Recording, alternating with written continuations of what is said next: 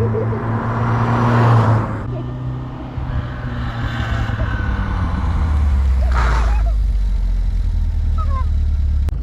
sister, you going my way? Yeah. All right, let's go.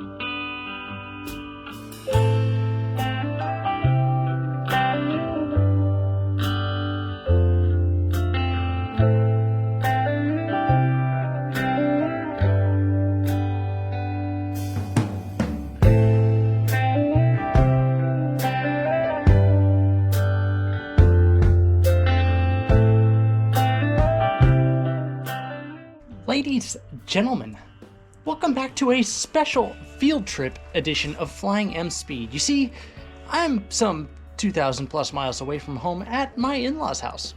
Behind me, you see, well, not very well, but this is a 1979 MGB. Yeah, it's a little, well, it's kind of a lot outside my norm, to be honest, and, well, it's British. I know. Truth be told, I had this thing up and running last year, fixed, drivable, working great. And on an outing, it was being somewhat difficult, apparently, to start with its newly installed manual choke assembly. On a subsequent outing, my father-in-law, I guess, might have gotten a little excited while trying to start it and kind of just...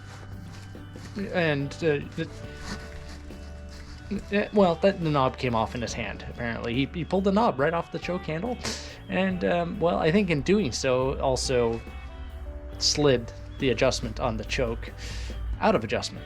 I am now here with an MGB that has once again been sitting for a year, and we're going to put some helicoils in a carburetor to fix the choke mechanism to make it function better. And, well, hopefully get this functioning once again.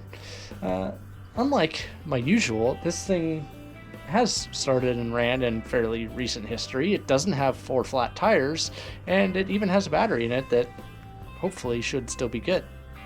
You see, it's actually been attached to the wall right there, on charge. Let's crack it open, and I'll bring you in and kind of show you what's going on, and, well... You can change the channel if you want, because it's British, I get that, but stay tuned. Let's see what we got. So the first thing you want to do when working on old cars is make sure you've got room enough around to work on them and access. Let me come open sesame. Alright, come with me. Look, see what we got going on over here. Alright, under here we have 4 cylinders of MG Fury. Best British designing that we could ask for, supposedly. I don't know, I'm just going off the things I was told, and supposedly it's a good motor for those that are into these motors. What we're here to deal with is choke mechanism. You have to kind of move this lever here when you pull the choke, and it's supposed to stay here, but you see this whole thing is turning, and that's the problem. We've got to pull this whole assembly off, pull all 3 screws, drop this mess, and put some helicoils in the carburetor housing. Yeah, that hole there, there's no threads in it. That one also has no threads, and, well, that one, well, you guessed it, no threads. So what I have here in this bag are helicoils. These are threaded inserts that go in place to put threads back where they should be and are no longer.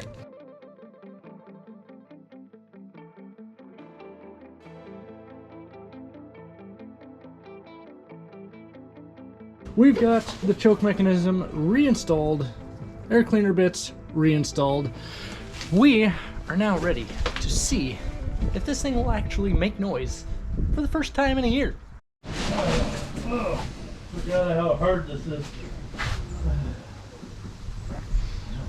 Better get both wheels in here. Okay, there we go. Try and get in. Father-in-law is working his magic. Oh, Jesus, that's got a crank. If you hear complaining, The door burning. that's why. This is what you should have videoed. Some idiot trying to get in his car.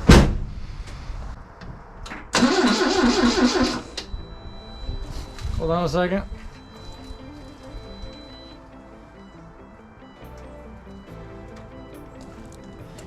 Forgot that part. Hold on. Okay, carry on.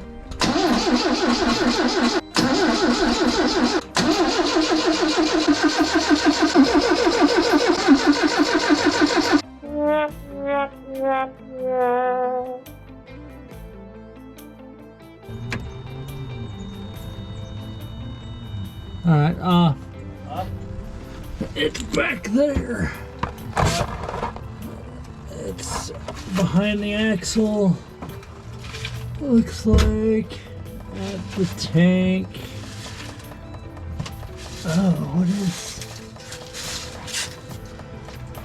That's up there.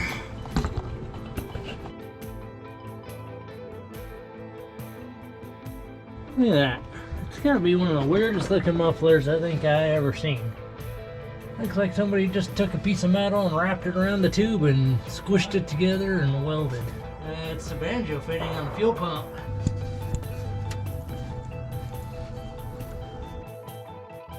Off. Leak? Yeah. The fuel pump is leaking, and it's leaking from what seems to be the diaphragm of the pump. We're either gonna have to replace it or rebuild it. And if we replace it, it's gonna be with something else because they're cheaper. Or we rebuild it and, well, then we'll be putting it back. But either way, it's gotta come out. How is this supposed to run? There's supposed to be electrical connections. Wait a tick. What is going on? Here's the pump. I pulled it out and realized that there were no electrical connections made to the pump. Having an electric fuel pump with no electric connections to it means that it actually doesn't pump. There must obviously be another pump in this car, otherwise it wouldn't run. And yes, I know it did not start, but it has started before. I've known this, I've seen this, I've experienced it, it's worked, I've ridden in this car. And, well, fuel pump came out of up there, but I noticed there's this red wire. See that guy right there? Yeah. That's tapped into the trunk in the point where the other fuel pump would have been attached. So I followed it down to right there.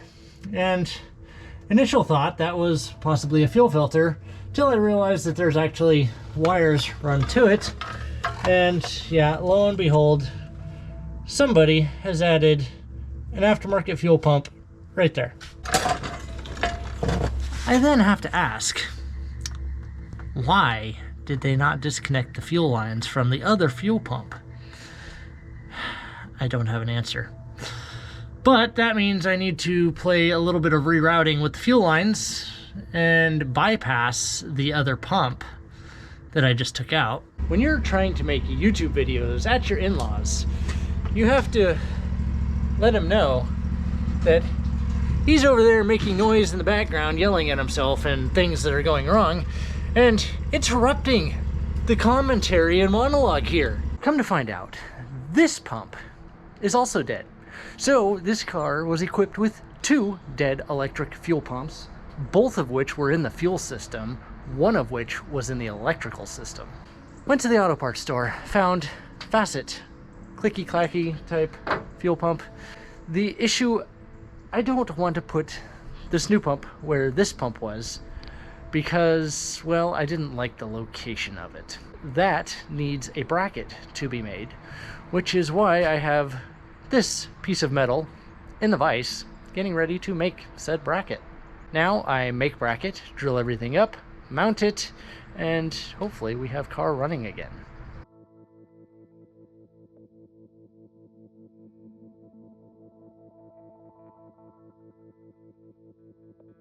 I've got the new bracket in, fuel pumps installed, everything hooked up here under the bonnet, English term.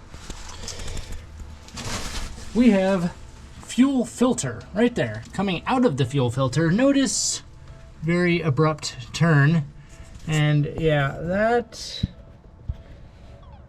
there is kinkage. Probably not a whole lot of fuel is getting by there. This is what's getting assembled and installed. Yeah, it won't start. That's telling me our problem exists in the carburetor. I do want to get the float bowl off and verify float, needle, and seat are functioning and clear. Can you British engineers tell me why there's 3 bolts holding an air cleaner on? So there's a chance that I just discovered the problem. You see, on these carburetors, there's a piston. Well, I noticed that piston was not down. In fact, it was all the way up. So I took the trusty hammer and gave it a few taps, and the piston dropped down. So now I am curious if this might actually start. And so the answer to that is no, it won't start. A little bit of debris in there, but not a whole lot. Less than I would have expected, given the problems I'm having.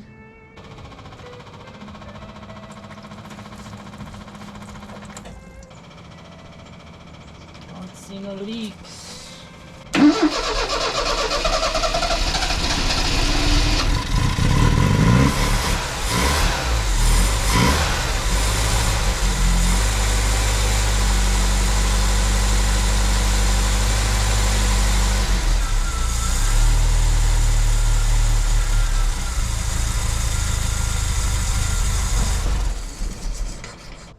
Where's it coming from? Given that we have fuel pouring all over the place over there, I tracked it down. Looks like it's coming from the charcoal canister. So I followed the line back to the carburetor, which is this guy right here, into the carb. Disconnected that, turned key on, and well, disconnected right there, and that just pours gas. So float is acting up and being a problem. Found the problem. It was my mistake. So on the float, which is this guy hanging right there, you see it's clipped in right up here. Well, I don't know if you can see it very well, but the hinge pin, there you go, is kind of clipped in that little fork. And apparently somehow when I was reassembling things, I bumped it and it became unclipped on one side from the fork. And it was on the needle side. So yeah, of course it's not gonna actually shut the needle off, and it's just gonna flow fuel everywhere, which is what happened. No fuel there's a good sign.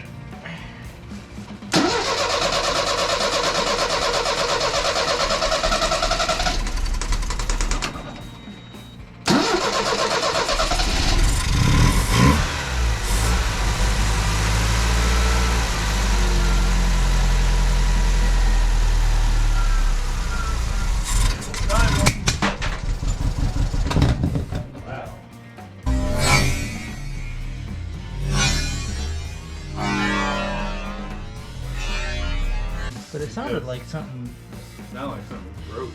fell off. I don't think there was anything over here. But we don't have leaky leakies again. Did you have leakies before? I did. Since when?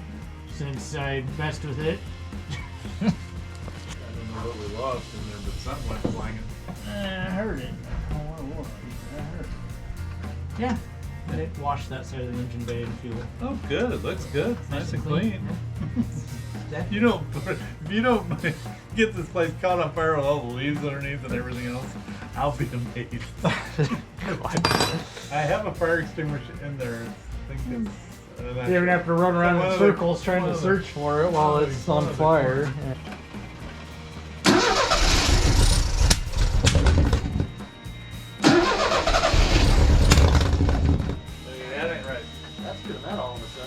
Leave it to the British to put oil in a carburetor. I think I have one. And coolant. No, read the damn book. What'd the rebuilder tell you? What good would I do with reading a book? Think that solves anything? So whatever this thing is keeps falling out. I don't know what that is. I know it goes in that hole. It goes to here. Yeah, and I still don't know what it is going over there. It goes Gotta be a vacuum around one. to the vacuum on the distributor. That vacuum vent. Yeah, it's a manifold vacuum that's just a fitting that's not stuck in the manifold anymore. Yeah, probably. It probably blew it out. What's this big hole? What? What's this big hole right here? I don't know. Would you blow something out? I don't know. Oh, I know what was there. That might be what we heard go, and that's why it's snapping sitting hard. Okay. We had some smoggy, pinched off welded thing in there. Yeah. Okay. We should have hit the hood and dropped down. Let's roll the car up. That's exactly why it won't run. Exactly. That's what it is, and that's why it changed all of a sudden. Yeah. Exciting. It's right there. I don't Yeah, know. you have it RTV'd in, Yeah. Which- Good enough. probably The not question for the is. intake. Oh. No, it needs to be swaged in along with this one. Which means that's going to be vacuum leak times 2. One of our backfires, we blew off this guy out of the intake, and well, somebody had stuck it in there with some RTV, and it wasn't a very tight fit, so it's no wonder it left. So I took Mr. Handy Dandy tapered punch, crammed it inside, and smacked it with a hammer, effectively swelling out the bottom a little bit to make it a little tighter fit. So now we're going to put it back in the intake and tap it in there, and we do a tappy, tappy, tappy, tippy, tippy, tappy. Slightly snugger. Could definitely be better. There's that one. Then, notice this vacuum fitting keeps coming out of the intake. Not being helpful in any way, so I gotta do the same trick there. Same deal. I'm gonna take this punch and slide it up inside and hammer it. 4 days passed. See, couldn't get it started. Had to order a rebuild kit. Took a couple of days to arrive, and well, here we are days later. Fixing to pull carburetor and rebuild it because, well, there's problems. I'm going to take a crack at rebuilding one of these Zenith Stromberg carburetors. I don't know, I've done carburetors my whole life of all different sorts and varieties, but not one of these. And so, time to do it.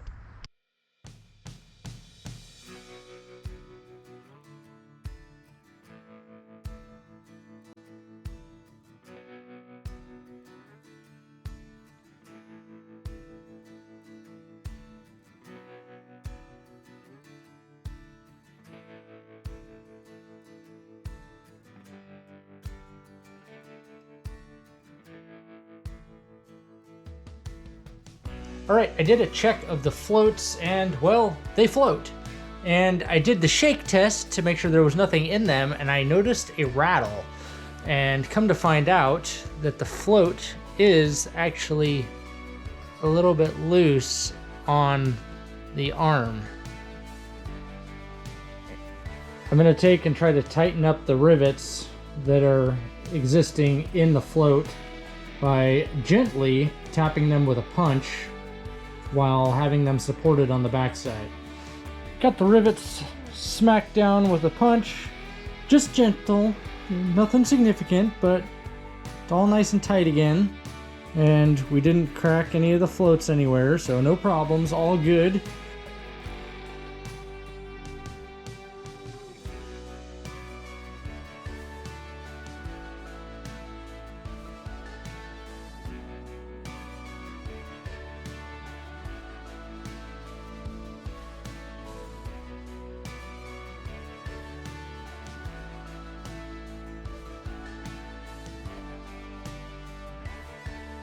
we have fresh rebuilt carburetor ready to install.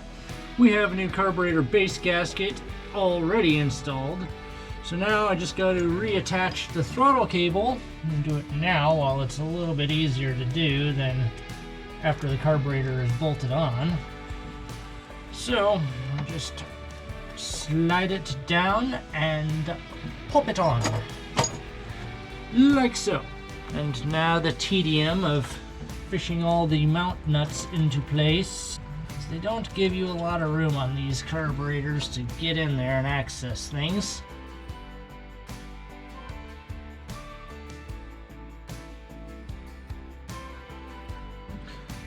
Now, before you start your car, you gotta check the oil in your carburetor.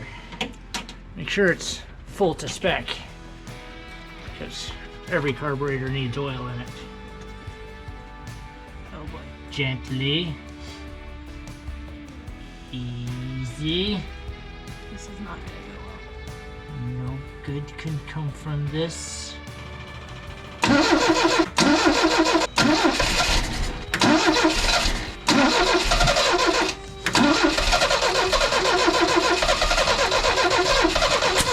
Oh, it blew some red thing off somewhere. The red thing is down there by the water hose. Yeah, that'd be the tape off the vacuum line connection.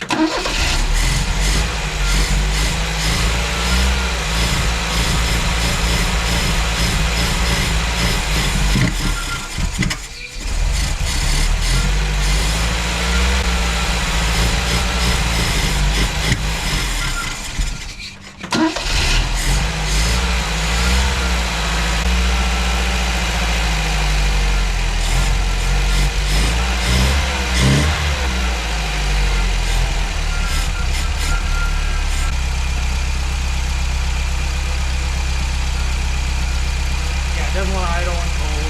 Doesn't really want to run when it's cold. So we're finally getting a little bit of heat in it where it will run.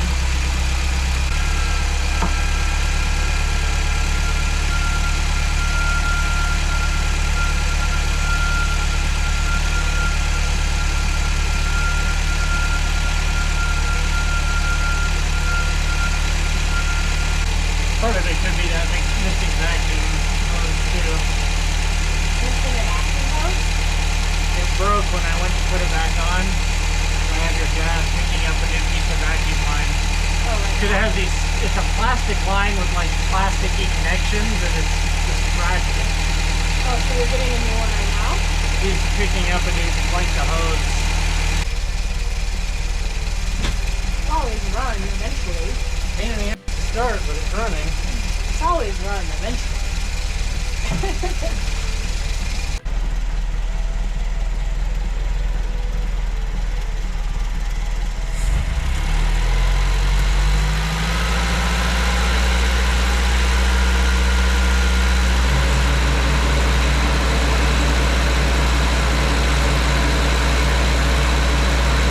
This thing is British. It's very British.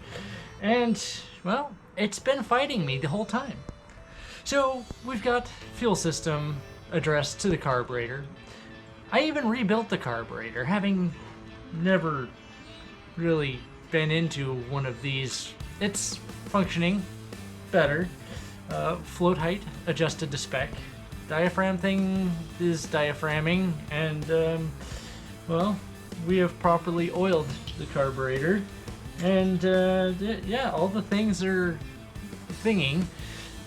We did have a bit of a hesitation and miss that we tried switching some plugs around, and well, the miss didn't follow the plugs, so plugs were probably good, but we went ahead and put new plugs in it anyway, as well as new plug wires, and that seemed to significantly reduce, fix, resolve the problem that we had with the miss. So we've basically done a tune-up, which, you know, you're supposed to fix the ignition first before you mess with the carburetor, but I like to do things completely backwards. So we did the carburetor first, and then ignition things, and now we're back to carburetor things. So ignition system has been replaced with new plugs, new wires, nothing else new, but you know, it'll be fine.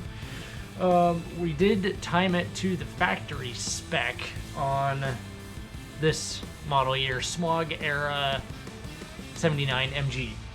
And I'm not always in favor of that smog spec setting, but for the sake of argument and diagnostic purposes, we're setting it to factory right now, and once we get it running better, then we'll see about fiddling with it.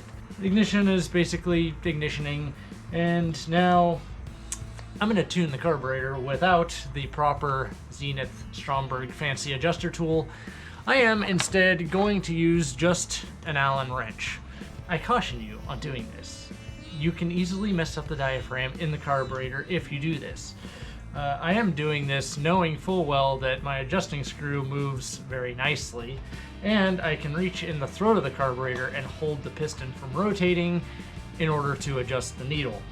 So the entire purpose of the fancy tool is to keep the piston from rotating so you don't tear the diaphragm. If you can keep the piston from rotating, you don't need the fancy tool, just Allen wrench. So I don't have the fancy tool. That's the whole point. Allen wrench. This, upon last run, is seemingly a little bit lean still, so I'm going to fatten up the rich. I'm going to fatten up the rich mixture. No, I am going to richen up the mixture a little bit, and we'll run it again and see where it's at. So I'm going to reach in with my finger and hold the piston, as well as push it up to keep it from rotating. Stick the Allen in where it engages the screw at the bottom. I'm going to turn it just a little bit to richen. Put the piston back down, and we'll try it again.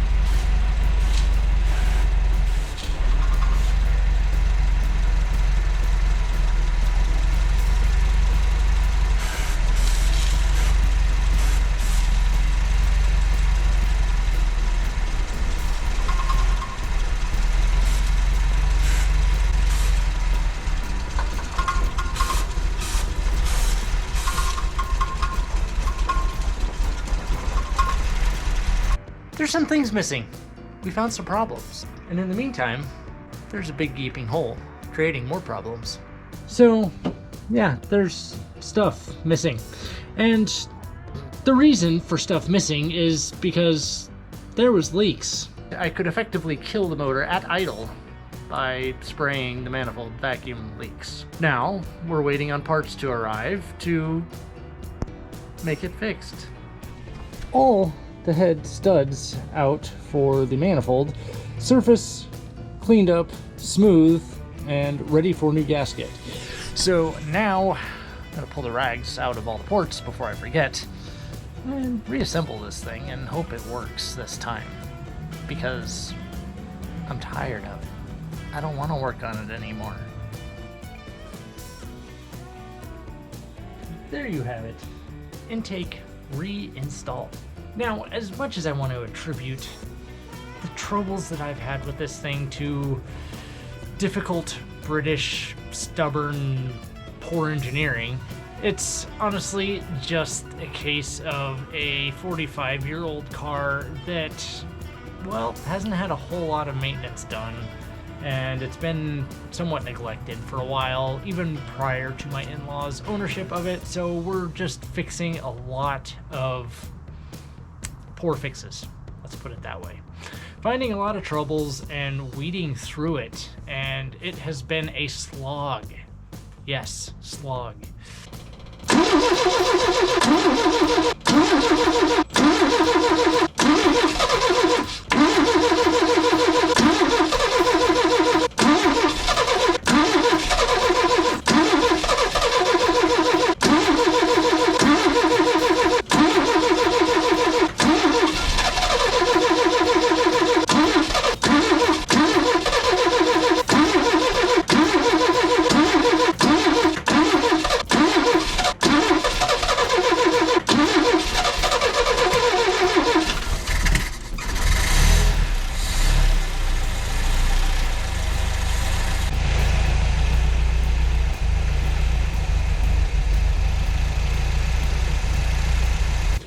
Okay.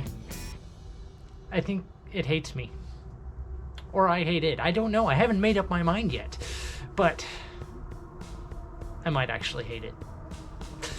You see, continuing the saga. Intake on. Started tuning. Went to go change timing and distributor.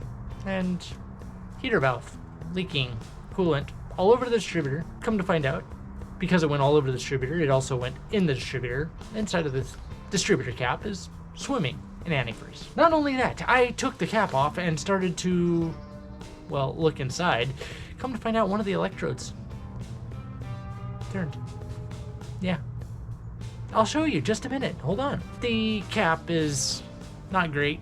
Distributor, not great. Heater valve, definitely leaking. It's still running like crap. Still diesel's on shutdown. Making me question my life choices and my abilities.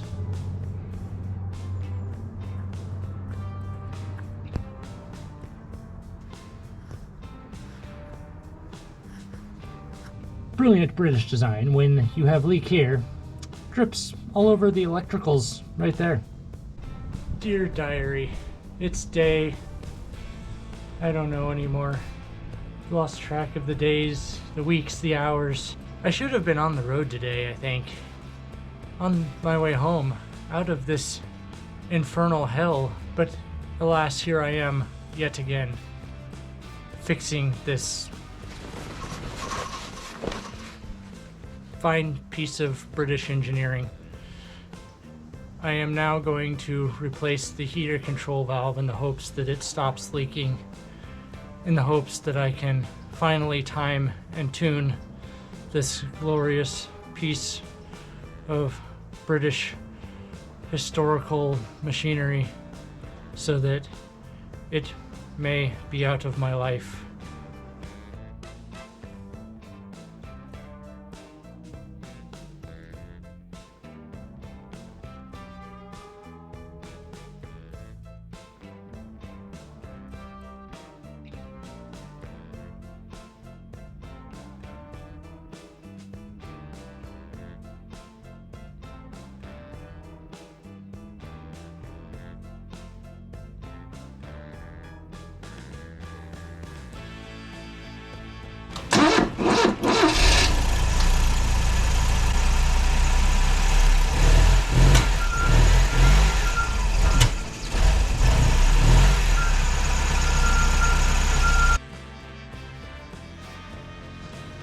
Here we have one of the vacuum lines out of the car, and well, as you can see, there's a nice split right there.